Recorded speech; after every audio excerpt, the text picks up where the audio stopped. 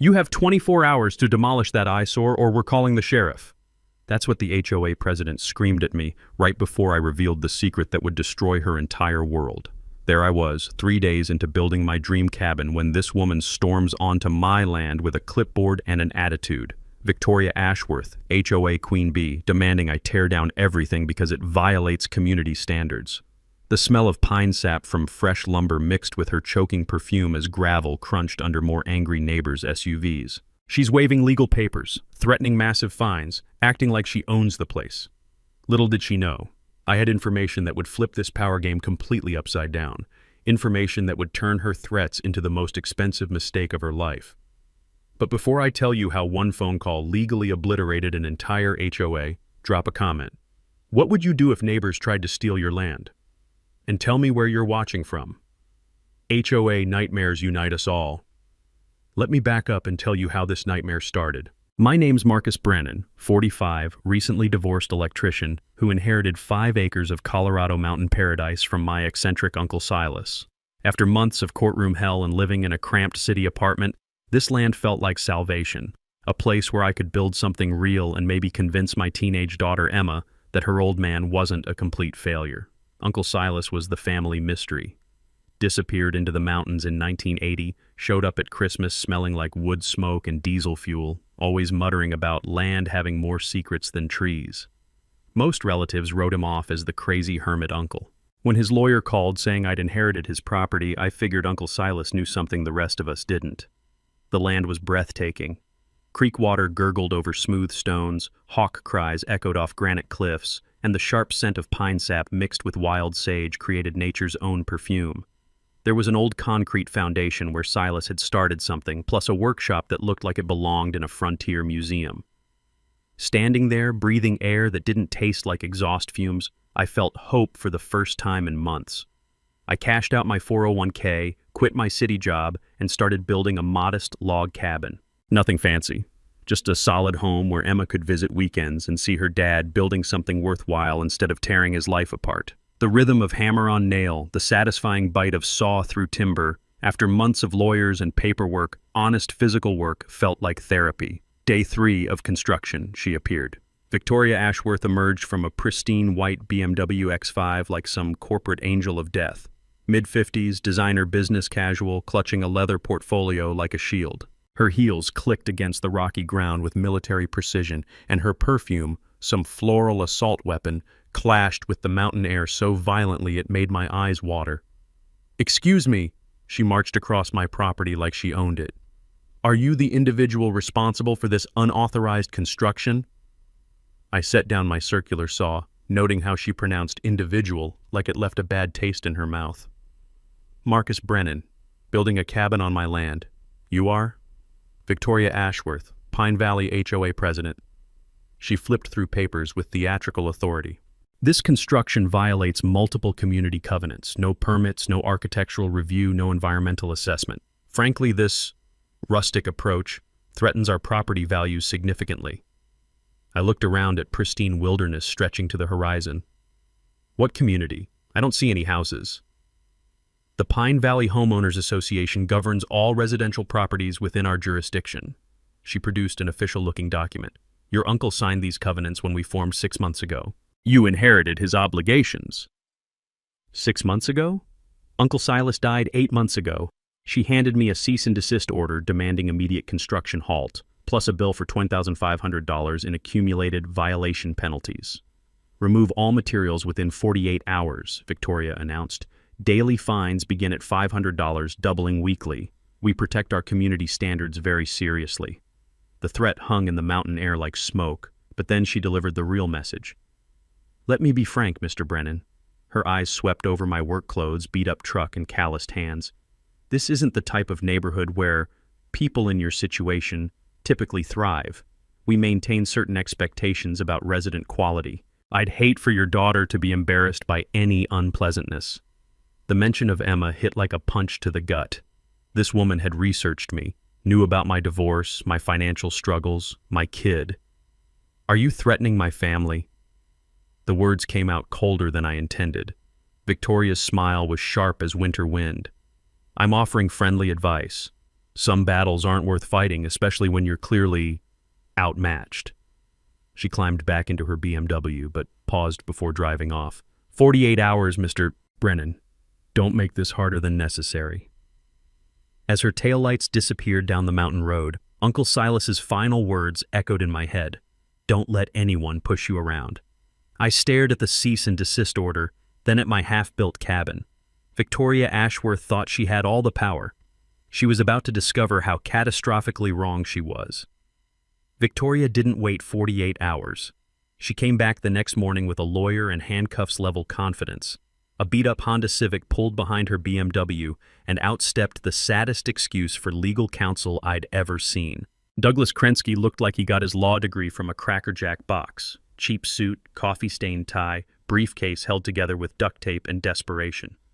Mr. Brennan, Victoria announced with theatrical authority, you're being served with official legal documents. Cease construction immediately and prepare for financial consequences.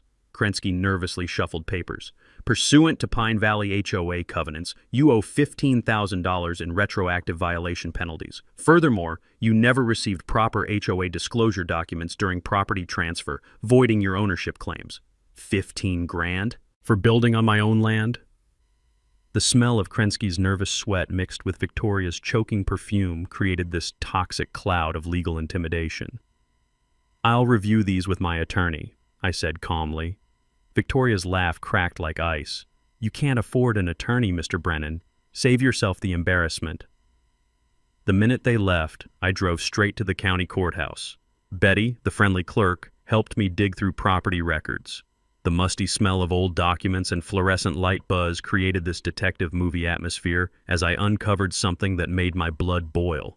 The Pine Valley HOA was formed exactly 6 months ago, 2 months after Uncle Silas died. I remembered my divorce attorney once telling me that timing in legal documents is everything, and this timing was impossible. The boundaries were drawn like a perfect target around my property, including just 12 houses. My 5 acres represented 60% of their total land area. That's mighty suspicious, Betty whispered over the property maps. Looks like someone drew those lines specifically to trap your uncle's land. I pulled more records, and every HOA member was either Victoria's relative or worked for her husband's construction company. This wasn't community governance, it was organized crime with a clipboard. I'd read enough legal thriller novels to know that dead people can't sign new contracts, and neither can you be bound by agreements made after you already own the land. Time for my counterpunch. I called Sarah Kim, a razor-sharp real estate attorney. Her office smelled like fresh coffee and pure determination. This is legally impossible, Sarah said, spreading documents across her conference table. You cannot retroactively bind a dead person to new covenants formed after their death. I've seen HOA scams before, but this is brazen even by their standards. We're filing countersuits, Sarah announced. Harassment, false claims, intentional infliction of emotional distress, plus investigating how they included your property in boundaries drawn after ownership transfer. But Victoria escalated fast. 2 days later, she called an emergency community meeting. Without inviting me, obviously. My neighbor Jake attended and reported back over beers on my porch. The evening air carried wood smoke from distant fireplaces, mixing with pine forest scents that reminded me why I'd fallen in love with this place. She's got people terrified, Jake said, claiming you're some dangerous drifter with criminal background. Complete lies, but fear spreads faster than truth in small communities. Then came the digital warfare. Victoria created a Pine Valley Community Safety Facebook group, posting my photo, stolen from an old union newsletter, alongside warnings about transient criminals threatening our children and property values. The comments were vicious poison. Get this predator out. My kids aren't safe. Sheriff needs to act now. But Victoria's arrogance became her downfall. In her rush to prove the HOA had money for legal action against troublemakers, she posted their financial records publicly. Those numbers told a shocking story. $847,000 collected in special assessments over 6 months. For 12 houses, that's over $70,000 per family. For what? No community amenities, no shared facilities, no infrastructure projects. I'd learned during my own divorce that legitimate expenses always have paper trails. When lawyers can't show you exactly where your money went, it usually went into someone's pocket. Sarah nearly choked on her coffee when I showed her the Facebook evidence. She just publicly admitted to massive financial fraud. Victoria handed us a federal case on a silver platter. The next morning brought Victoria's nuclear option. A county inspector's truck pulled into my driveway. The inspector, clearly uncomfortable, handed me a citation for multiple building violations that would shut down construction completely. "Sorry, buddy," he muttered, avoiding eye contact. "Orders from the top. Someone's got serious pull at the county office." The metallic taste of corruption hung in the mountain air like smoke from a distant fire. As his truck disappeared down the mountain road, I realized Victoria had crossed a line she couldn't uncross. She'd escalated from civil harassment to government corruption, using taxpayer-funded officials to settle personal vendettas. But she'd just handed me the nuclear option. Federal agencies don't just investigate financial fraud. They investigate public officials who take bribes to harass private citizens. Victoria thought she was playing chess while I was playing checkers. She had no idea I was about to flip the entire board. Victoria's next move came at 3 a.m. with the sound of breaking glass and the acrid smell of diesel fuel burning my nostrils awake. I stumbled outside to find my construction site looking like a war zone. Someone had taken a baseball bat to my lumber pile, scattering 2x4s like giant pickup sticks. My generator lay on its side, fuel soaking into pine needles with that sharp chemical stench that made my eyes water. Roofing nails glittered across my access road like deadly confetti, strategically placed to shred any tire that dared cross them. The message was crystal clear. Victoria was done playing legal games. By sunrise, I'd discovered my truck sitting on 4 flat tires and an anonymous EPA complaint in my email claiming I was destroying sensitive wetlands. The wetlands in question? A tiny seasonal creek that had been babbling through my property since before Victoria was born. But the psychological warfare was just beginning. Around noon, cars started appearing across my driveway entrance. Not completely blocking access, that would be obviously illegal, just positioned so I'd have to perform automotive gymnastics to reach my own land. When I approached those drivers, they claimed to be concerned citizens exercising their constitutional right to park on public roads. The taste of manufactured innocence was more bitter than the diesel still lingering in the air. Then came the fake safety signs.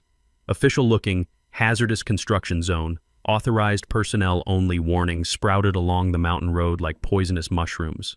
They looked legitimate enough to fool my contractor, Pete, who called in a panic. "Marcus, I got 3 customers asking if I'm licensed for hazardous waste cleanup," Pete said, his voice tight with worry.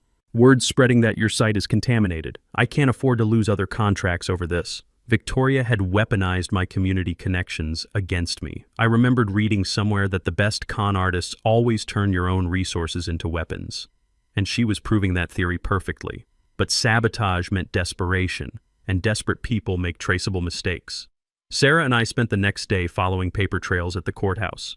The musty smell of old documents mixed with Betty the clerk's coffee created this detective movie atmosphere as we uncovered Victoria's real game. Mountain Vista Resorts had approached the county 6 months ago with plans for a $50 million luxury resort.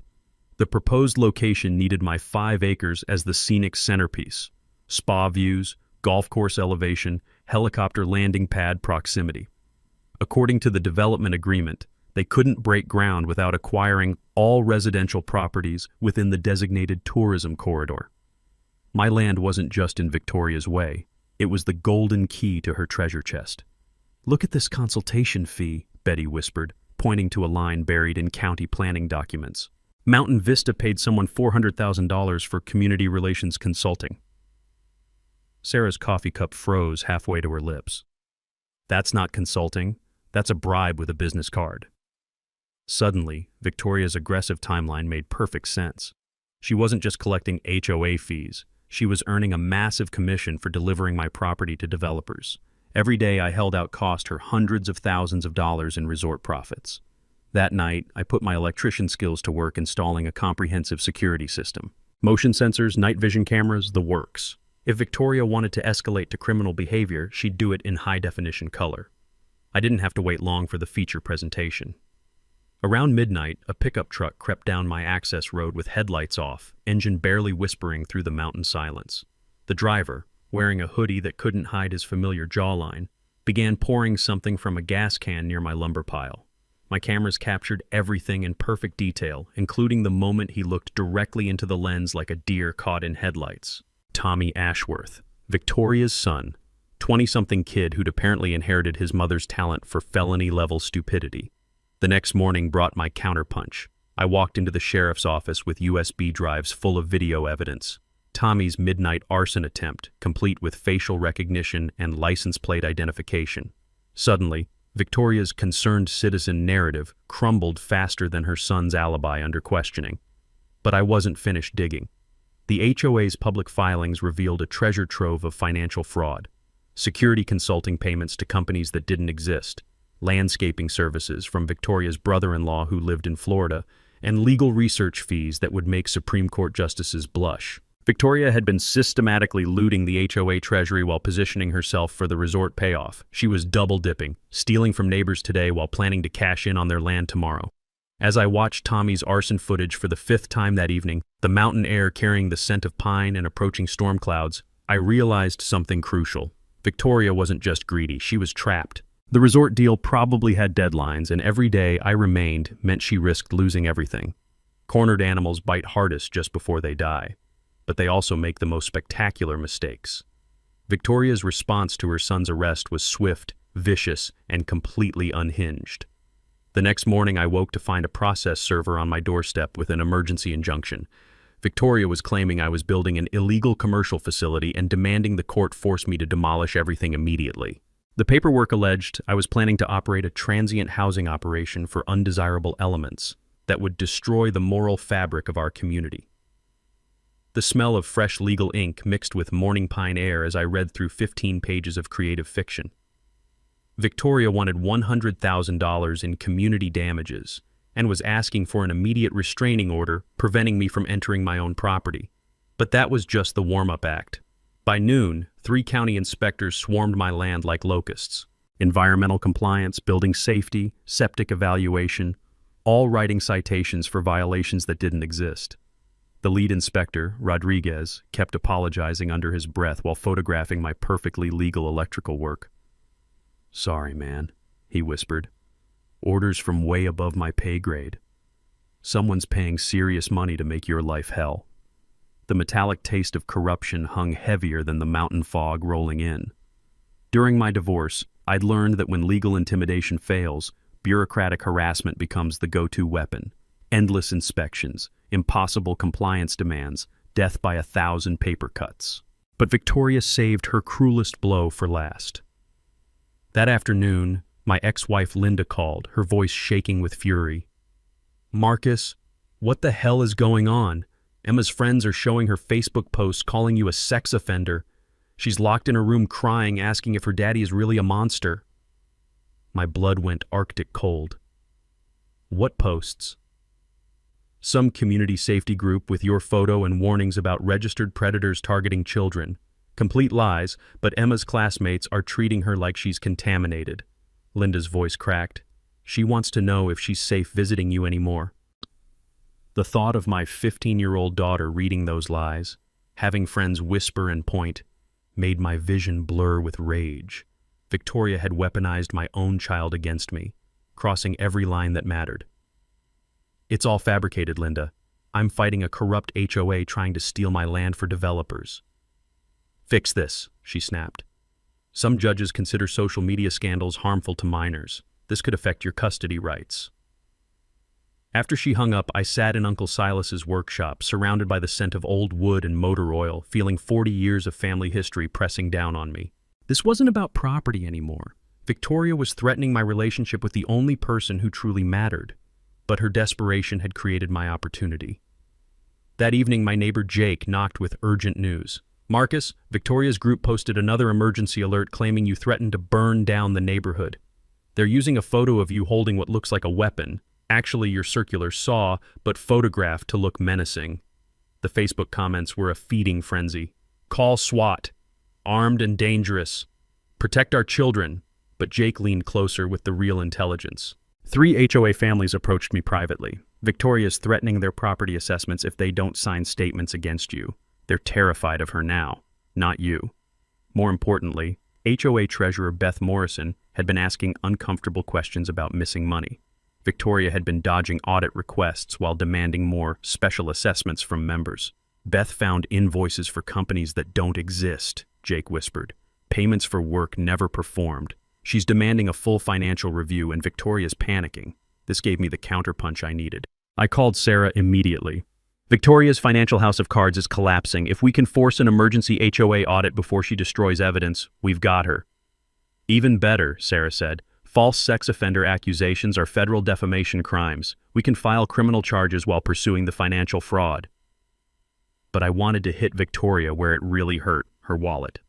The next morning, I drove to every business Victoria's family owned or frequented. Armed with screenshots of her false posts about me being a dangerous predator, I had very calm, factual conversations with managers about their liability for supporting defamatory campaigns against local citizens. Small mountain communities live on reputation. When the auto shop, grocery store, and hardware store all suddenly became too busy to serve the Ashworth family, word spread faster than wildfire. By afternoon, Victoria's own mother called her demanding an explanation for why the family was being shunned by local businesses. That evening, as storm clouds gathered over the mountains and rain began pattering against my cabin windows, I felt the tide finally turning. Victoria had overplayed her hand, attacking too many fronts simultaneously while her financial crimes were being exposed. But I also knew desperate criminals don't surrender quietly. They detonate everything around them.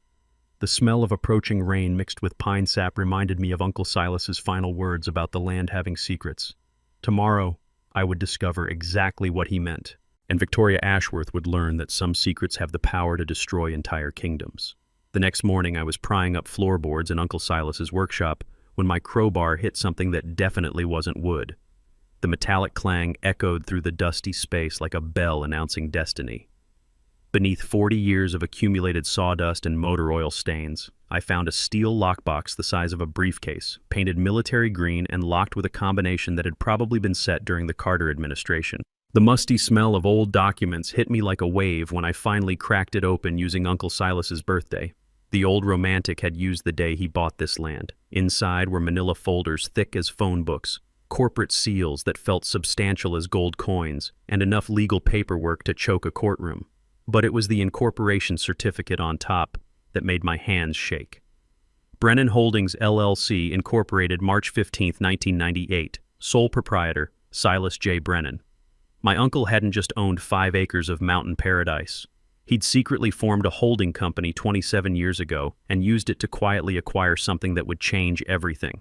The next document explained how he'd pulled off the financial coup of the century. In 2010, the original developer who built the Pine Valley subdivision went bankrupt during the housing crash. While everyone else was running away from real estate, Uncle Silas stepped in like a ghost and bought up all the defaulted mortgage debt for pennies on the dollar. Not the houses, the actual land underneath them. Every single property in what would become Victoria's HOA kingdom was built on land that Uncle Silas owned through his holding company. The homeowners had been paying their mortgages faithfully for over a decade, thinking they owned their land. But legally, they were tenants, and the property management company that collected their monthly payments, it forwarded everything to Brennan Holdings LLC, which explained how a mountain hermit could afford his comfortable lifestyle. I was holding the deed to an entire neighborhood, 47 houses, 12 of which had formed Victoria's precious HOA, all of them sitting on land that belonged to me now. The taste of Uncle Silas's pipe tobacco still lingered in the workshop air, mixed with the weight of documents that felt like they could crush mountains. I understood now why he'd kept this secret buried. Owning people's homes without them knowing is the kind of revelation that destroys families and fractures communities. But it also meant something else, something that made my pulse hammer against my temples. Victoria Ashworth, HOA president and queen of harassment, had been collecting fees and threatening fines on land she didn't own. Her own house, the command center for her campaign of intimidation, was sitting on property where she was 3 months behind on rent. I could legally evict her with 30 days' notice. The bank records in the lockbox showed everything: monthly rent payments flowing into Brennan Holdings accounts, property tax receipts, maintenance expenses for roads and utilities that the homeowners thought they were paying for through their HOA fees. Uncle Silas had been the invisible landlord for an entire community, collecting rent through a management company while letting people believe they owned their land. The incorporation papers were genuine, stamped with official state seals, and notarized by attorneys whose signatures could be verified. The property deeds matched perfectly with county records. The bank accounts were real, and the money trail was clear as mountain stream water. I sat in Uncle Silas's workshop chair, surrounded by the scent of old leather and forgotten secrets, holding papers that gave me more power over Victoria Ashworth than she'd ever dreamed possible. I could evict every HOA member who'd participated in harassing me. I could sell the entire development to Mountain Vista Resorts and become a millionaire overnight. I could destroy lives the same way Victoria had tried to destroy mine. But Uncle Silas's final words echoed in the dusty air. Don't let anyone push you around. He hadn't said push back harder. He'd said, don't let them push you around. There was a difference. And that difference would determine what kind of man I chose to be. The weight of Uncle Silas's secret sat on my shoulders like a lead blanket as I spread the incorporation documents across Sarah's conference table. The smell of fresh coffee mixed with the gravity of what we'd discovered. I wasn't just fighting an HOA anymore. I was the landlord of everyone who'd been trying to destroy me. This is legally bulletproof, Sarah said, examining the corporate seal under her desk lamp. Your uncle was meticulous. Every document properly filed, every payment tracked, every legal requirement met for 27 years. She pulled out a legal pad and started sketching our options like a general planning a campaign. Plan A, reveal your landlord status immediately and negotiate HOA dissolution. Clean, simple, gets Victoria off your back permanently. Plan B, selective enforcement. Terminate leases only for the harassment ringleaders. Victoria, her family, maybe 2 or 3 others. Let the innocent neighbors stay. Plan C, full nuclear option. Media exposure of the entire scheme. Federal investigation of HOA financial crimes. Complete community upheaval. I thought about Emma reading those horrible Facebook posts, about my neighbors who'd been manipulated by Victoria's lies, about Uncle Silas choosing to keep this power secret for decades. What about Plan D? Use the leverage to build something better. Sarah's eyebrows rose. Explain. Victoria's been stealing from these people while lying about property ownership. What if we expose the financial crimes but offer the community a way forward? Reduced rents, actual ownership opportunities, turn this toxic HOA into something that helps families instead of destroying them. While Sarah researched legal precedents, I called my electrician buddy Jake to help with the technical preparation. We drove to his shop where the familiar smell of copper wire and electrical components reminded me that I had skills beyond legal warfare. You're really going to need this recorded, Jake said, helping me test a professional-grade audio system. When you drop this bombshell, you want every word documented for legal protection. Back in my truck, I reflected on something I'd learned during my apprenticeship years ago. The most powerful electrical systems aren't the ones that create the biggest sparks. They're the ones that deliver exactly the right amount of current to get the job done. Too little, and nothing happens. Too much, and you burn down the house. This situation required precisely calibrated power. That afternoon, I brought in Beth Morrison, the HOA treasurer who'd been asking uncomfortable questions about the finances. We met at a neutral location, the local diner, where the scent of apple pie and honest conversation felt like a sanctuary after weeks of legal warfare.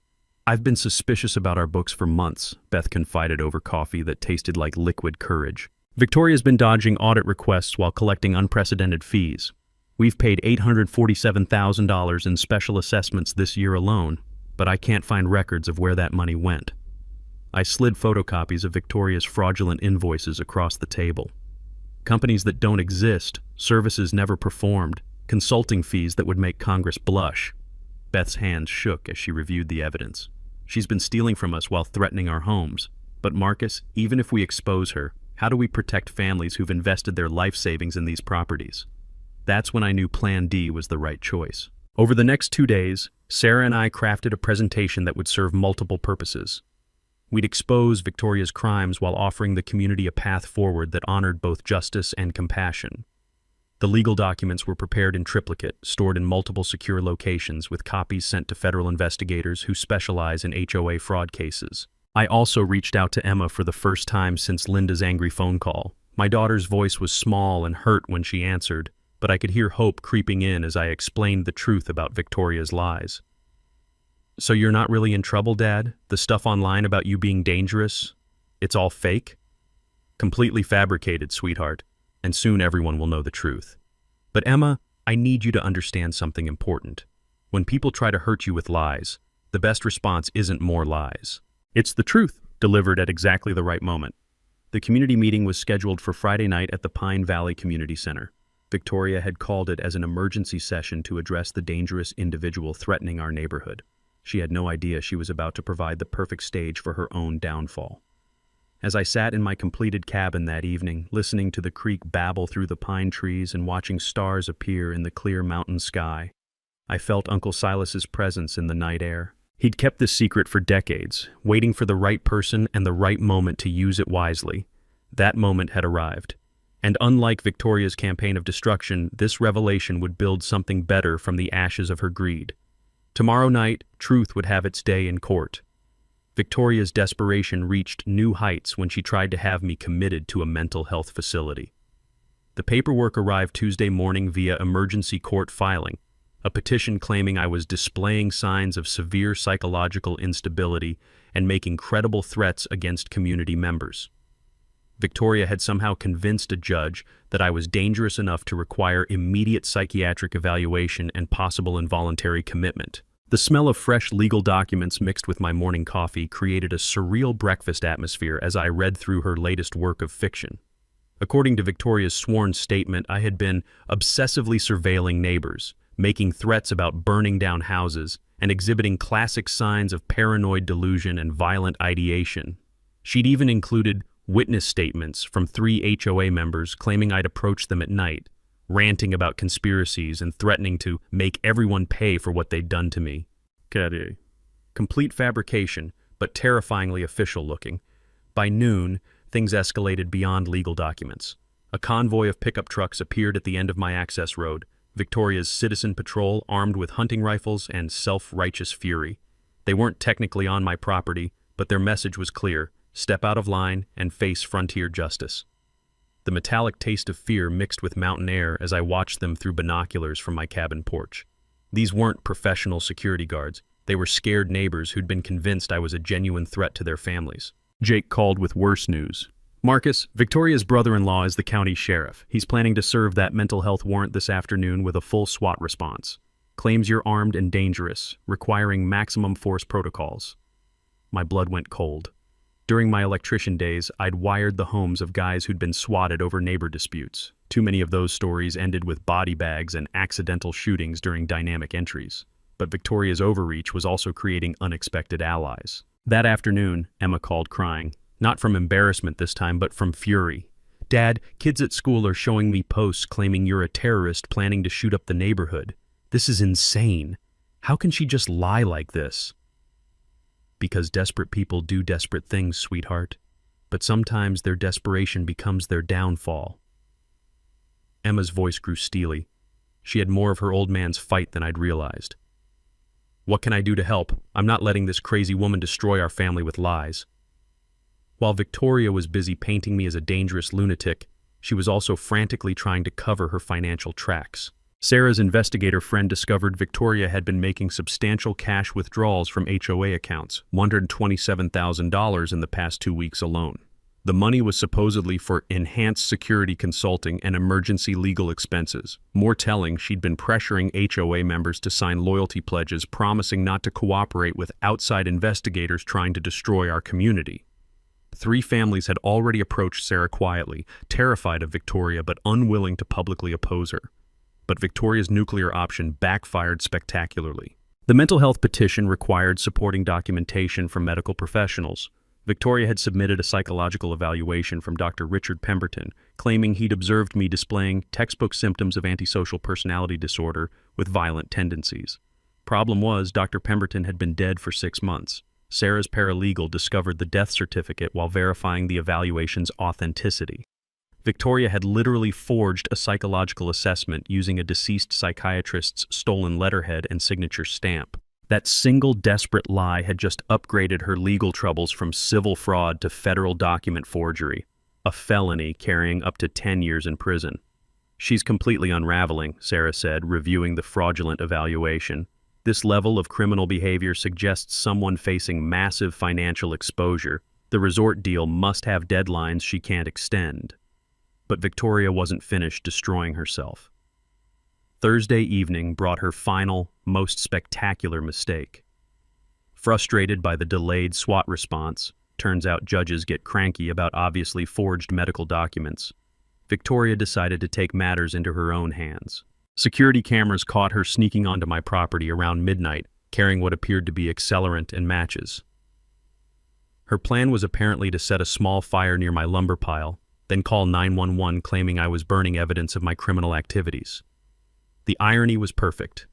Victoria Ashworth, who'd been calling me an arsonist for weeks, was literally attempting arson to frame me for arson. But my upgraded security system included motion-activated floodlights that turned midnight into noon the second she crossed my property line. Victoria found herself standing in my driveway holding a gas can and road flares, illuminated like an actress on Broadway, with 3 different camera angles recording her every move. Her scream of surprise and rage echoed across the mountain valley loud enough to wake bears in neighboring counties. As I watched her scramble back to her BMW, I realized Victoria had just handed me the ultimate trump card.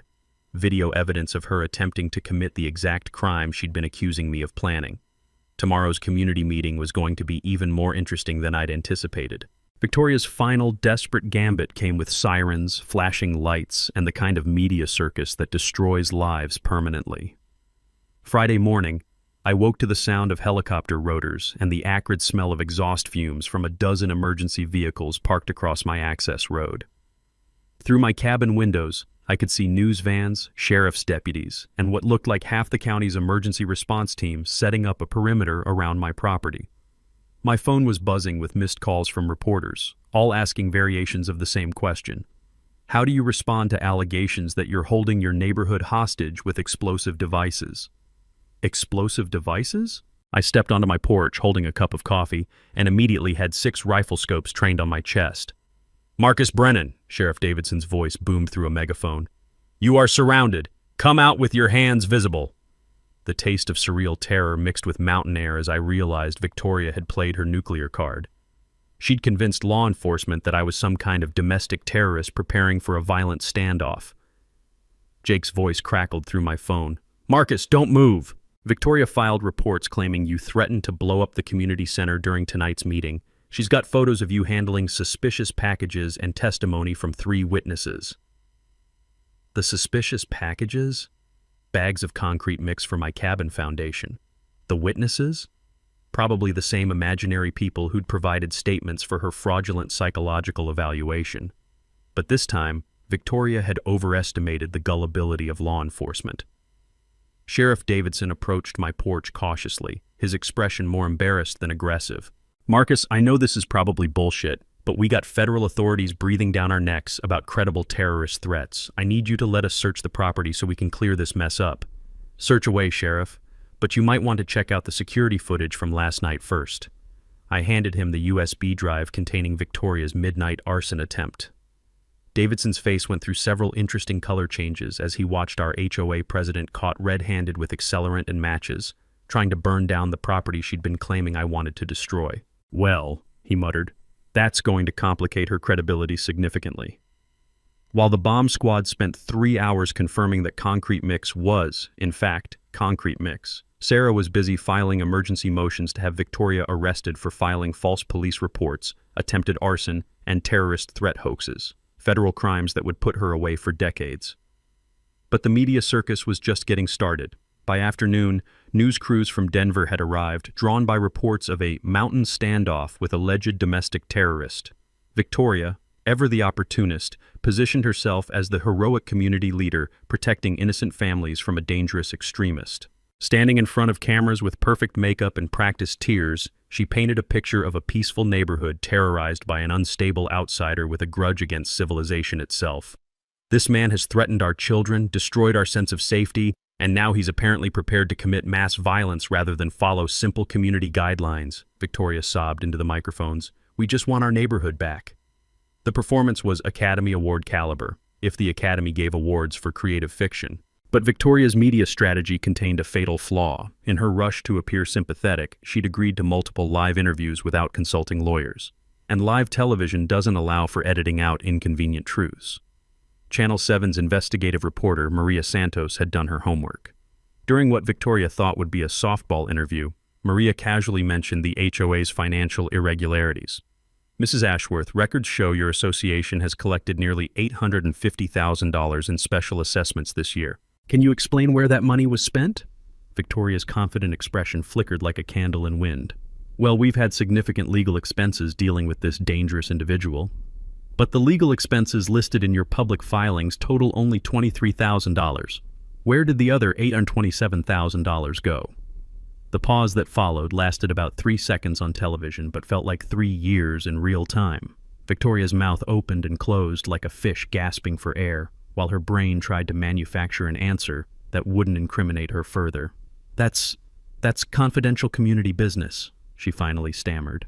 Confidential? Mrs. Ashworth, you're discussing this matter on live television while accusing your neighbor of terrorism.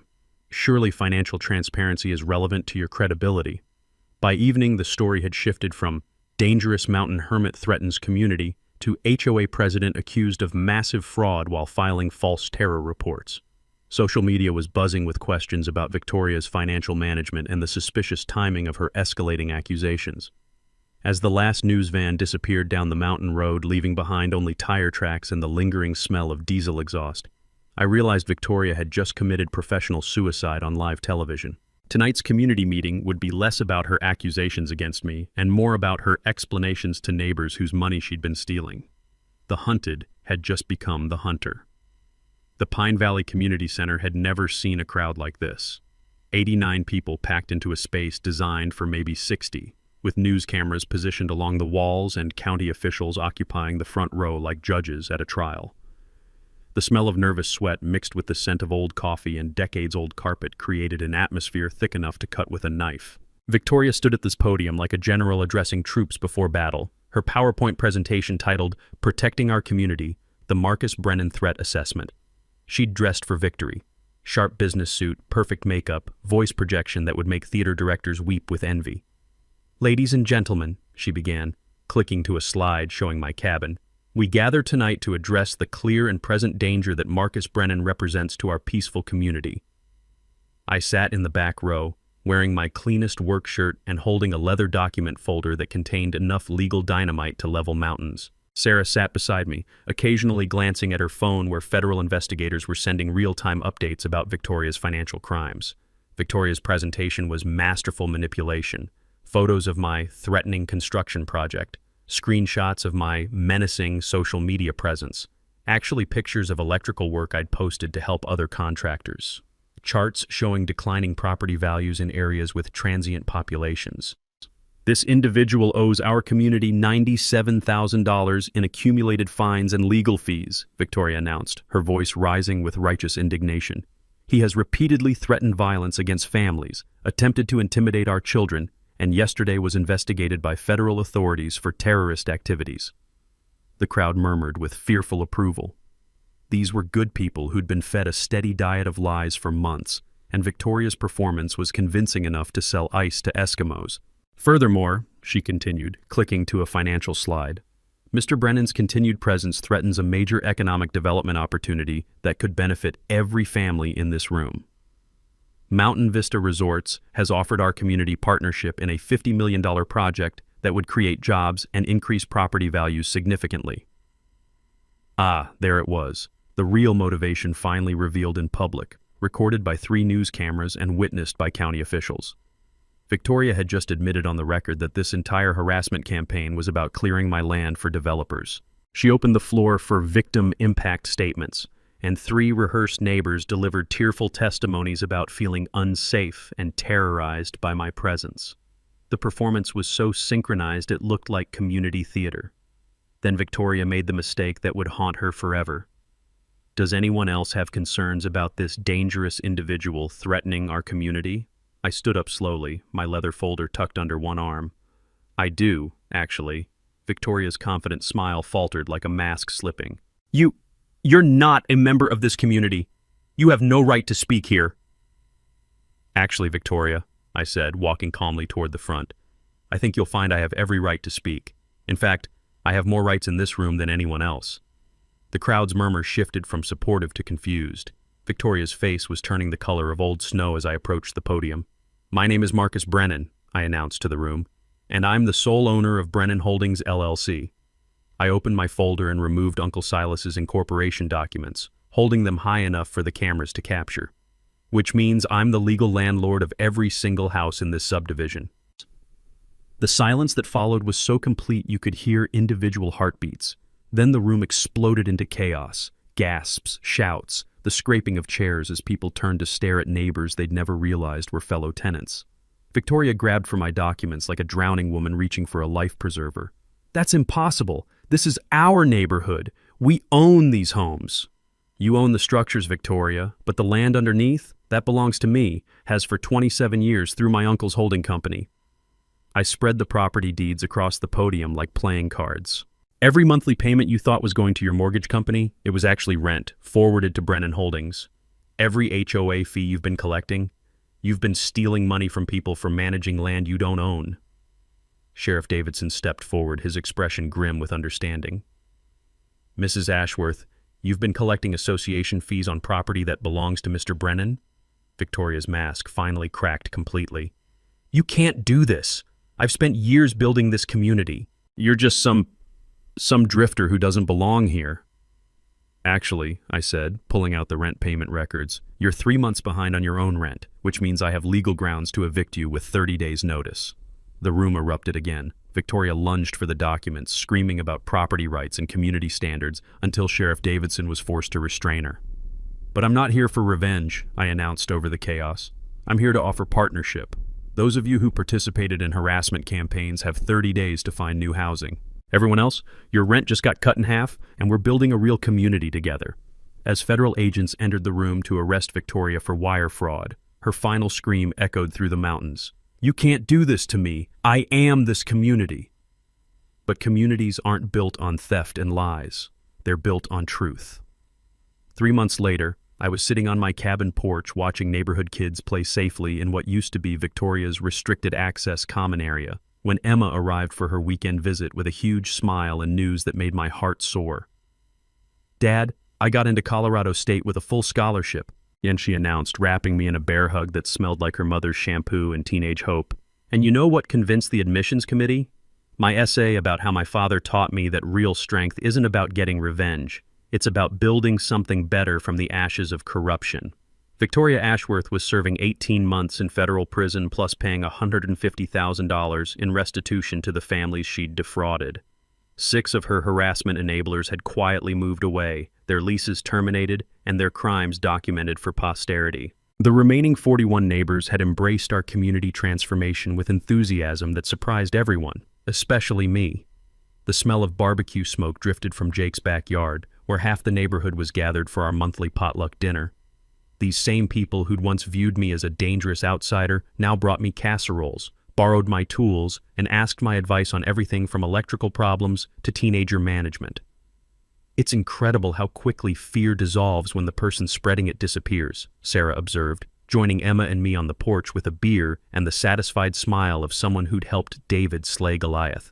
Our professional relationship had bloomed into something deeper, built on mutual respect and shared victory over institutional corruption.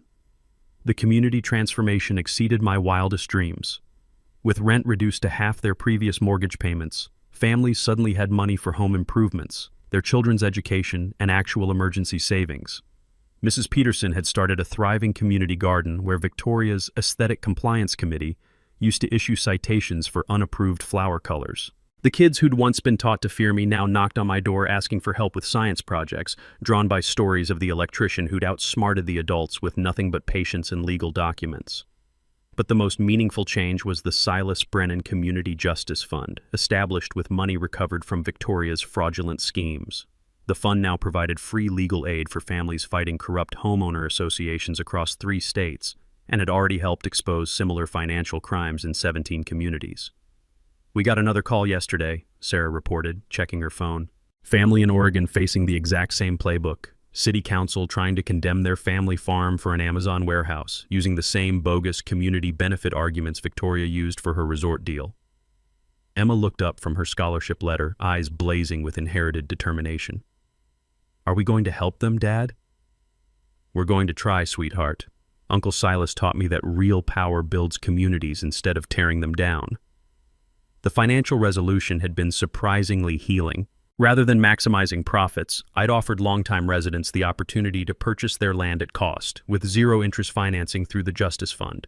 Most chose to stay and become genuine homeowners for the first time in decades. The development rights Victoria had promised to Mountain Vista Resorts, I donated them to the Colorado Conservation Trust, ensuring the surrounding wilderness would remain wild for Emma's children and their grandchildren to explore. Property values had actually increased despite, or perhaps because of, the cooperation that replaced Victoria's authoritarian control. Turns out people pay premium prices to live where neighbors help instead of harass each other. As purple twilight settled over the mountain peaks, I reflected on Uncle Silas's profound wisdom. He'd kept the secret of land ownership for decades, waiting for the right person and moment to use that power constructively. Some secrets are too dangerous for weak hands but become instruments of justice in strong ones. Emma was reading college brochures by porchlight when Sarah handed me a thick envelope postmarked from Portland. That Oregon family I mentioned? They've heard about our victory and want to know if the guy who destroyed an entire corrupt HOA can help them save their century-old farm from corporate greed.